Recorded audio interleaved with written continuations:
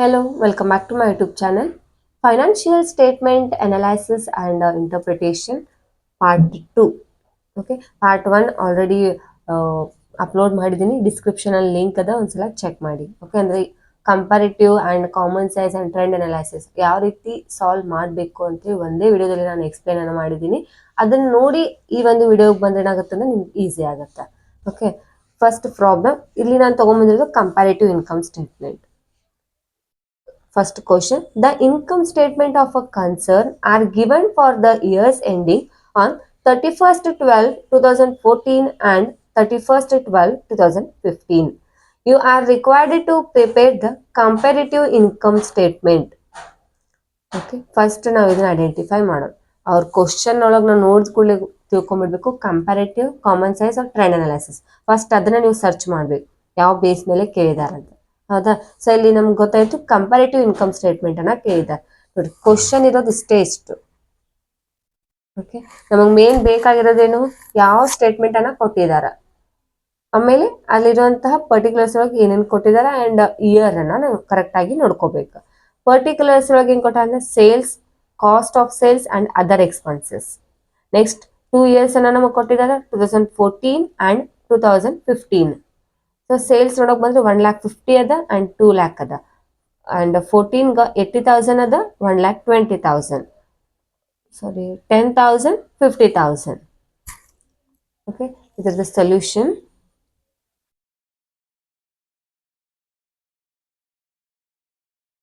Solution, comparative statement of profit and loss or income statement. Profit and loss ಅಂತ ಹೇಳಿ ತಗೋಬಹುದು, ಅವ್ರ income statement ಅಂತ ಹೇಳಿ ಮೆನ್ಷನ್ ಮಾಡಬಹುದು. ಓಕೆ, ಫಸ್ಟ್ ನಾ ಹೇಳಿದೆ ನಿಮ್ಗೆ, ಇವಾಗ ಏನಿಲ್ಲಿ ಕ್ವಶನ್ ಕೇಳಿದಾರ ಇದಂತೂ ಫಿಕ್ಸ್ ಆಗಿರುತ್ತೆ ಎಷ್ಟು. ಹೌದಾ? ಸೊ ಈ 3 ಕಾಲಮ್ನ ಆಸ್ ಇಟ್ ಇಸ್ ತೊಗೊಂಡಿದ್ದೀನಿ. ಪರ್ಟಿಕ್ಯುಲರ್ಸ್ 2014 2015. ಸೊ ಅಡಿಷನ್ ಏನಾಗುತ್ತೆ, 2 ಕಾಲಮ್ಸ್ ಆಡ್ ಮಾಡ್ತೀವಿ. Increase or decrease in amount, increase or decrease in percentage. First ನಮ್ಗೆ ಏನ್ ಕೇಳಿದಾರೆ, ಸೇಲ್ಸ್ ಕೇಳಿದಾರೆ. ಸೊ ಸೇಲ್ಸ್ ಅಂತಂದ್ರೆ ಏನು, ರೆವಿನ್ಯೂ ಫ್ರಮ್ ಆಪರೇಷನ್. ಇವಾಗ ನಾವು ಇನ್ಕಮ್ ಸ್ಟೇಟ್ಮೆಂಟ್ ಅನ್ನ ಪ್ರಿಪೇರ್ ಮಾಡ್ಬೇಕಂದ್ರೆ ಯಾವ್ದೊಂದು ಫಾರ್ಮೆಟ್ ಬೇಸ್ ಮೇಲೆ ಮಾಡ್ತೀವಿ, ಅದೇ ಫಾರ್ಮೆಟ್ ಅನ್ನ ನಾನು ಇಲ್ಲಿ ತಗೊಂಡಿದ್ದೇನೆ. ಫಸ್ಟ್ ಏನು, ಕಂಟಿನ್ಯೂಯಿಂಗ್ ಆಪರೇಷನ್.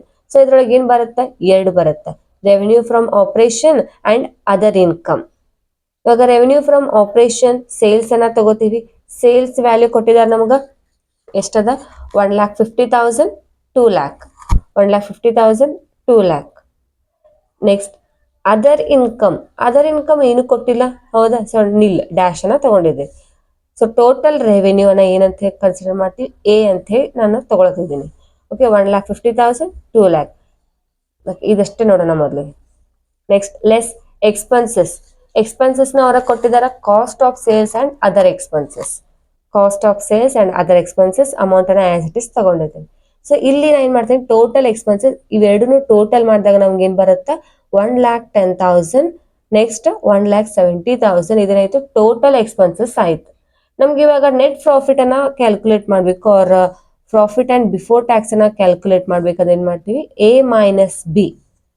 ಮೈನಸ್ ಬಿ ಮಾಡಿದಾಗ ನಮ್ಗೆ ಏನ್ ಸಿಗುತ್ತೆ ಅಂದ್ರೆ PBT or profit and before tax ಬರುತ್ತೆ. ಹೌದಾ? 1,50,000 ಮೈನಸ್ 1,10,000 ಮಾಡಿದ್ರೆ ನಮಗೆ ಬಂತು 40,000 rupees ಬರುತ್ತೆ. ನೆಕ್ಸ್ಟ್ 2,00,000 rupees ಮೈನಸ್ 1,70,000 ಮಾಡಿದ್ರೆ 30,000 ಬಂತು. ಇದೇನಾಗಿದೆ, ನಮಗ ಪ್ರಾಫಿಟ್ ಆಗ್ಯದ. ಯಾಕಂದ್ರೆ ಸೇಲ್ಸ್ ಜಾಸ್ತಿ ಇದ್ದು ಕಾಸ್ಟ್ ಕಡಿಮೆ ಇದ್ರೆ ಅದೇನಾಗುತ್ತೆ, ನಮ್ದು ಪ್ರಾಫಿಟ್ ಆಗುತ್ತೆ. ಇನ್ ಕೇಸ್ ಇಲ್ಲಿ ಜಾಸ್ತಿ, ಇಲ್ಲಿ ಕಮ್ಮಿ ಬಂದು ಇಲ್ಲಿ ಜಾಸ್ತಿ ಬಂತು ಅಂದ್ರೆ ಸೇಲ್ಸ್ ಕಮ್ಮಿ ಬಂದು ಕಾಸ್ಟ್ ಜಾಸ್ತಿ ಬಂದ್ರೆ ಏನಾಗುತ್ತೆ, ನಮ್ಗದು ಮೈನಸ್ ಒಳಗೆ ಬರುತ್ತೆ, ಇಟ್ ಮೀನ್ಸ್ ಲಾಸ್. ಓಕೆ, ಇಷ್ಟು ಕ್ಲಿಯರ್ ಆಯ್ತಾ? In the next increase or decrease in amount ಅನ್ನ ಯಾವ ರೀತಿ ಕ್ಯಾಲ್ಕುಲೇಟ್ ಮಾಡ್ತಿತ್ತು ಗೊತ್ತದ. 1,50,000 ಮೈನಸ್ 2,00,000 ಅಂದ್ರೆ 2015 ಅಮೌಂಟ್ ಜಾಸ್ತಿ ಇರ್ಬೇಕು ಅಂದ್ರೆ ನಾವು ಅದನ್ನ ಏನಂತ ಕನ್ಸಿಡರ್ ಮಾಡ್ತೀವಿ, ಪ್ಲಸ್ ಒಳಗೆ ಕನ್ಸಿಡರ್ ಮಾಡ್ತೀವಿ. ಇಲ್ಲ 2014 ಒಳಗಿರೋ ಅಮೌಂಟ್ ಜಾಸ್ತಿ ಇದ್ರೆ ಅವಾಗ ಏನ್ ಮಾಡ್ತೀವಿ, ಮೈನಸ್ ಒಳಗೆ ತಗೋತೀವಿ. ಸೊ ಇಲ್ಲಿ 2,00,000 ಜಾಸ್ತಿ ಅದ, ಹೌದಾ? ಕಂಪೇರಿಂಗ್ ಟು 2014 ಇದು 1,50,000 ಇದ್ದು ಇದು 2,00,000 ಅದ. ಸೊ 50,000 ಜಾಸ್ತಿ ಅದ, ಸೊ ಪ್ಲಸ್. ನೆಕ್ಸ್ಟ್ ಸೇಮ್ 50,000, ಯಾಕಂದ್ರೆ ಇಲ್ಲಿ ಏನು ಅದರ್ ಇನ್ಕಮ್ಸ್ ಇಲ್ಲ, ಆಸ್ ಇಟ್ ಇಸ್ ತಗೊಂಡು. Next 80,000, 1,20,000 difference amount 40,000. 2015 ಅಮೌಂಟ್ ಜಾಸ್ತಿ ಅದ, so plus. Next 30,000, 50,000 difference amount 20,000. Next 1,10,000 1,70,000 ಎಷ್ಟು ಬರುತ್ತೆ ಟೋಟಲ್ 60,000 ಬರುತ್ತಾ. ಇವಾಗ ನೀವು ಹಿಂಗೂ ಮಾಡಿದ್ರು ಅದ ಬರುತ್ತಾ, ಇಲ್ಲಿಂದ ಮಾಡಿದ್ರು ಅದ ಬರುತ್ತಾ ನೋಡಿ. 40 + 20 60 ಬಂತಾ. ಸೊ 1,10,000 - 1,70,000 60 ಬರುತ್ತೆ. ಹೌದಾ. ನೆಕ್ಸ್ಟ್ 40,000 30,000 ಡಿಫ್ರೆನ್ಸ್ ಅಮೌಂಟ್ ಏನಾಗುತ್ತೆ 10,000. ಇಲ್ಲಿ ನೋಡ್ರಿ ಮೈನಸ್ ಒಳಗೆ ಬಂದಿದೆ. ಮೈನಸ್ ಒಳಗೆ ಯಾಕೆ ಬಂದಿದೆ, ಇಲ್ಲೇನಾಗಿದೆ 2014 ಅಮೌಂಟ್ ಏನಾಗಿದೆ ಅಂದ್ರೆ ಜಾಸ್ತಿ ಇದ್ದು 2015 ಅಮೌಂಟ್ ಕಮ್ಮಿ ಅದ. 10,000 ಕಮ್ಮಿ ಅದ. ಸೊ ಇಲ್ಲಿ -10,000. ಇವಾಗ ನಮಗಿದು increase or decrease in amount clear ಆಯ್ತು. Next increase or decrease in percentage. Increase or decrease in percentage formula ಏನದ, calculation of percentage is equals to increase or decrease in amount divided by last year amount into 100. ನಾನು ಇಲ್ಲಿ ಒಂದನೇ show ಮಾಡಿದ್ದೀನಿ sales, it means revenue from operation. ಎಷ್ಟದ ನಮ್ಗೆ first increase or decrease in amount 50,000 ಬಂದದ. ಹೌದಾ, 50,000 ಬಂದದ divided by last year amount ಅಂದ್ರೆ ಪ್ರೀವಿಯಸ್ ಇಯರ್ ಅಮೌಂಟ್ ಎಷ್ಟದ ನಮ್ಗೆ 2014 ಅಮೌಂಟ್ ಎಷ್ಟದ 1,50,000 ಬಂದದ ಇಂಟು 100. ಸೊ ನಮ್ಗೆ ಎಷ್ಟು ಬಂತು 33.33. 33.33 ಇಲ್ಲಿ ಪ್ಲಸ್ ಅದ. ಸೊ ಇಲ್ಲಿ ಪ್ಲಸ್ ಅಂತ ತಗೋರಿ. ಓಕೆ, ನೆಕ್ಸ್ಟ್ ಇದು ಸೇಮ್ ಬರುತ್ತೆ. The next 40,000 divided by 80,000 into 100 50. 20,000 divided by 30,000 into 100 66.67. So 60,000 divided by 1,10,000 into 100 54.54. ಇದು 66.67. Okay, next 10,000 divided by 40,000 into 100 ಮಾಡಿದ್ರೆ -25 ಬರುತ್ತೆ. ಯಾಕಂದ್ರೆ ಇಲ್ಲಿ ಮೈನಸ್ ಫಿಗರ್ ಅದ. ಓಕೆ, -25. ಇದಿಷ್ಟು ಏನಾಯ್ತಂದ್ರೆ comparative statement of profit and loss account. Clear ಆಯ್ತಾ. ಓಕೆ, ನೆಕ್ಸ್ಟ್ ಇದೇ ಒಂದು ವಿಡಿಯೋದಲ್ಲಿ ಸೆಕೆಂಡ್ ಪ್ರಾಬ್ಲಮ್ ಅನ್ನ ತಗೊಂಡ್ಬಂದಿದೆ. ಫಸ್ಟ್ ಪ್ರಾಬ್ಲಮ್ ಏನಾಗಿತ್ತು ಇನ್ಕಮ್ ಸ್ಟೇಟ್ಮೆಂಟ್ ಮೇಲಾಗಿತ್ತು. ಇವಾಗ income statement plus balance sheet ಎರಡೂ ಈ ಒಂದು ವಿಡಿಯೋದೊಳಗೆ ನೀವು ನೋಡಬಹುದು. Okay, prepare comparative statement from the following data: statements of profit and loss, statement of assets and liability. ನೋಡ್ರಿ ಕ್ವಶನ್ ನೋಡಿ ಗಾಬರಿ ಆಗಕ್ಕೆ ಹೋಗ್ಬೇಡ್ರಿ, ಫುಲ್ ಈಸಿ ಆಗಿ ನೀವು ಸಾಲ್ವ್ ಮಾಡಬಹುದು. ಫಸ್ಟ್ ಸ್ಟೇಟ್ಮೆಂಟ್ ಅನ್ನ ತಿಳ್ಕೊಂಡ್ಬಿಡೋಣ. Statement of profit and loss account. So ಇಲ್ಲಿ ನಮ್ಗೆ ಇಲ್ಲಿ ನೋಡ್ಬೋದು 2014 and 15ಗೆ ಎರಡೆರಡು ಅಮೌಂಟ್ ಕಾಲಮ್ ಅನ್ನ ಕೊಟ್ಟಿದ್ದಾರೆ. ಸೊ ಇದೇನು ಇಲ್ಲ, just inner column and outer column ಅನ್ನ ಕೊಟ್ಟಿದ್ದಾರೆ ಅಷ್ಟೇ. ಓಕೆ, ನೋಡಿ ಅವರೇ ಎಲ್ಲಾನು ಪ್ರೊವೈಡ್ ಮಾಡಿದ್ದಾರೆ. ಆಸ್ ಇಟ್ ಈಸ್ ನೀವು ಇಲ್ಲಿ ಏನ್ ಕೊಟ್ಟಿದ್ದಾರೆ ಅದನ್ನೇ ಇಡ್ಬೇಕಷ್ಟೆ, ಮತ್ತೇನು ಇಲ್ಲ. First continuing operation revenue from operation ಏನಾಗಿದೆ 3 lakh ಅದ. ಸೊ ಸೇಲ್ಸ್ ಅಂತ ತಗೋತೀವಿ 3 lakh. ಅದರ್ ಇನ್ಕಮ್ಸ್ ಏನೂ ಇಲ್ಲ, ಮುಗೀತು. ನೆಕ್ಸ್ಟ್ ಎಕ್ಸ್ಪೆನ್ಸಸ್ ಇದ್ರೊಳಗೆ ಅಮೌಂಟ್ ಅನ್ನ ಲೆಸ್ ಮಾಡ್ತೀವಿ. ನೋಡಿ ಅವರು ಲೆಸ್ ಮಾಡಿ ಸಹ ಅವರೇ ಕೊಟ್ಬಿಟ್ಟಿದ್ದಾರೆ. ಫಸ್ಟ್ ಕಾಸ್ಟ್ ಆಫ್ ಸೇಲ್ಸ್ ಎಷ್ಟದ 2 lakh ಅದ. ಅದರ್ ಎಕ್ಸ್ಪೆನ್ಸಸ್ 15,000 ಅದ. ಸೊ ಎರಡು ಟೋಟಲ್ ಎಕ್ಸ್ಪೆನ್ಸಸ್ ಎಷ್ಟಾಯ್ತು 2,15,000 ಆಯ್ತು. ಸೊ ಇದ್ರೊಳಗೆ ನಮ್ಗೆ ನೆಟ್ ಪ್ರಾಫಿಟ್ ಬೇಕಾದ್ರೆ 3 lakh ಮೈನಸ್ 2,15,000. ಸೊ 85,000 ಅದನ್ನು ಅವರ ಕೊಟ್ಬಿಟ್ಟಿದ್ದಾರೆ. ಲಾಸ್ಟ್ ವಿಡಿಯೋದಲ್ಲಿ ನೆಟ್ ಪ್ರಾಫಿಟ್ ನೀವೇ ಫೈಂಡ್ ಔಟ್ ಮಾಡಿದ್ರಿ, ಬಟ್ ಇಲ್ಲಿ ಅದನ್ನು ಮಾಡಿ ನಿಮ್ಗೆ ಚಾನ್ಸೇ ಕೊಟ್ಟಿಲ್ಲ, ಎಲ್ಲ ಅವರೇ ಮಾಡ್ಬಿಟ್ಟಿದ್ದಾರೆ. ಹೌದಾ. ಸೊ ಜಸ್ಟ್ ನೀವು ಇಲ್ಲಿ increase or decrease in amount and percentage ನ ಕ್ಯಾಲ್ಕುಲೇಟ್ ಮಾಡಬೇಕು. ಓಕೆ, ನಾನು ಡೈರೆಕ್ಟ್ ಸೊಲ್ಯೂಷನ್ಗೆ ಬಂದ್ಬಿಡ್ತೀನಿ ನೋಡಿ.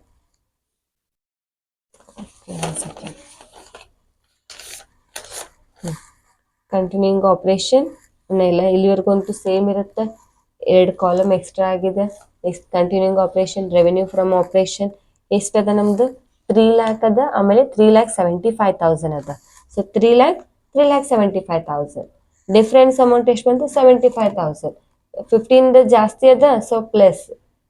ಸೊ ಇತ್ತರದ್ದು ಏನಾಗುತ್ತೆ increase or decrease in amount 75,000 divided by 3 lakh into 100 ಮಾಡಿದ್ರೆ 25% ಬರುತ್ತೆ. ಓಕೆ, ನೆಕ್ಸ್ಟ್ ಅದರ್ ಇನ್ಕಮ್ ಏನು ಇಲ್ಲ. So dash.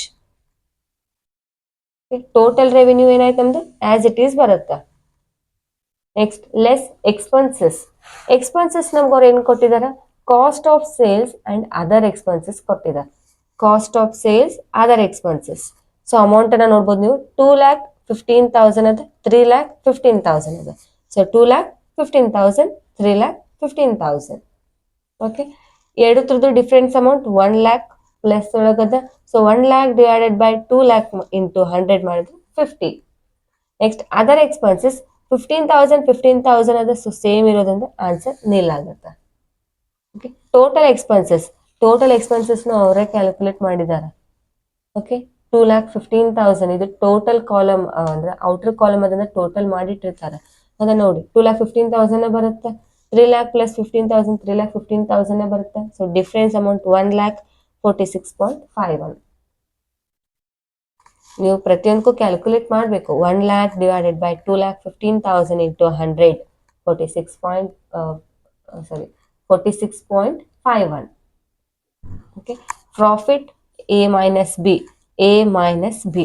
ಎ ಕ್ಯಾಲ್ಕುಲೇಟ್ ಅದ ನಮ್ಗೆ ಅಂದ್ರೆ ಟೋಟಲ್ ರೆವಿನ್ಯೂ ಆಯ್ತು. Next total expenses. So A minus B ಮಾಡಿದಾಗ ಪ್ರಾಫಿಟ್ ವ್ಯಾಲ್ಯೂ ಸಿಗುತ್ತೆ.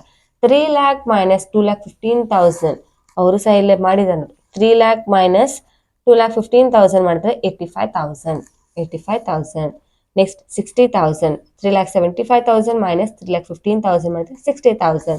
ಸೊ ಇಲ್ಲೂ ಸಹ ಏನಾಗಿದೆ ನಮ್ಗೆ 2014 ಅಮೌಂಟ್ ಜಾಸ್ತಿ ಇತ್ತು, 15 ಅಮೌಂಟ್ ಕಮ್ಮಿ ಅದ. ಸೊ ಮೈನಸ್ ಒಳಗೆ ಬರುತ್ತೆ 25,000.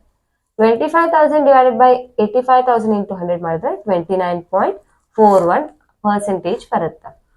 ಇದೇನಾಯ್ತು ನಮ್ದು comparative statement of profit and loss account. Okay, clear ಆಯ್ತಾ? ನೆಕ್ಸ್ಟ್ ಇದ್ದು ಕಂಟಿನ್ಯೂ ಅದ ಏನಪ್ಪಾ ಅಂತಂದ್ರೆ balance sheet. Okay, statement of assets and liability. Same ಇಲ್ಲಿ ಏನಂತ ಕೊಟ್ಟಿದ್ದಾರೆ ಇದೇ ರೀತಿ ಸೇಮ್ ಫಾರ್ಮೆಟ್ ಅನ್ನ ಹಾಕ್ರಿ. ಆಮೇಲೆ ಶೇರ್ ಕ್ಯಾಪಿಟಲ್ ಇದ್ದಾಗ 3,50,000 ಇದ್ದಾಗ 1 lakh ಸೇಮ್ ಇಡುದು. ನೆಕ್ಸ್ಟ್ ಇಲ್ಲಿ ಏನ್ ಮಾಡೋದು, ಒಂದು ಅಡಿಷನ್ ಬರುತ್ತೆ, ಟೋಟಲ್ ಅಂತ ಮಾಡ್ತೀವಿ. ಟೋಟಲ್ ಶೇರ್ ಹೋಲ್ಡರ್ಸ್ ಫಂಡ್ ಅಂತ ಮಾಡಿ ಇಲ್ಲಿ ಔಟರ್ ಕಾಲಮ್ ಇಟ್ಟಾರ. ಸೊ ಅದನ್ನ ನಾವು ಇಲ್ಲೇ ತಗೊಂಡ್ಬಂದು ಇಡ್ತೀವಿ ಅಷ್ಟೇ, ಮತ್ತೇನು ಚೇಂಜಸ್ ಇಲ್ಲ. ಓಕೆ, ಈ ಕ್ವಶನ್ ಅನ್ನ ನೀವು ಸ್ಕ್ರೀನ್ ಶಾಟ್ ತಗೋರಿ, ಅವರ ಒಂದ್ ಕಡೆ ಬರ್ದಿಟ್ಕೋರಿ.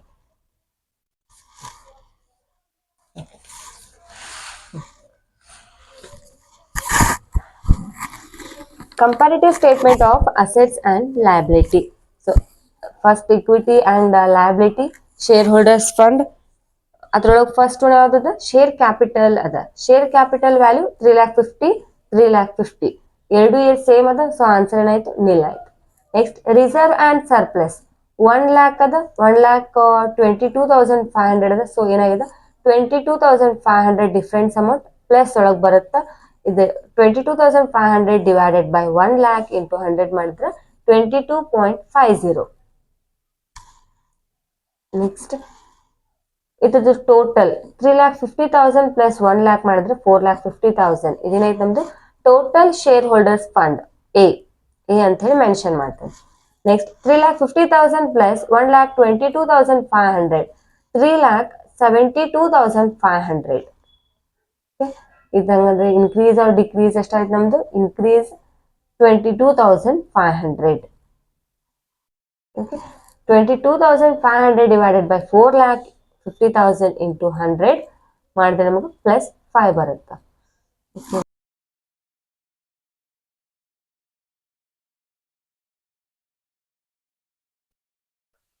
22,500 divided by 4,50,000 into 100 ಮಾಡಿದ್ರೆ 5%.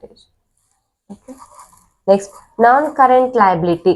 Long-term borrowings ಒಂದದ 50,000, 75,000. So difference amount 25,000 increase ಆಗಿದೆ. So 50 plus 50. Total ಇದೇನು ಬರುತ್ತೆ, ಟೋಟಲ್ ಅನ್ನ ಮಾಡಿದ್ವಿ. Next current liability, trade payable, short term provisions. So ಎರಡನ್ನು ಪ್ಲಸ್ ಮಾಡಿದಾಗ ನಂಗೆ ಎಷ್ಟು ಬರುತ್ತೆ, 1,50,000, 2,12,500. ಇದು ಟೋಟಲ್ ಸಿ ಆಯ್ತು.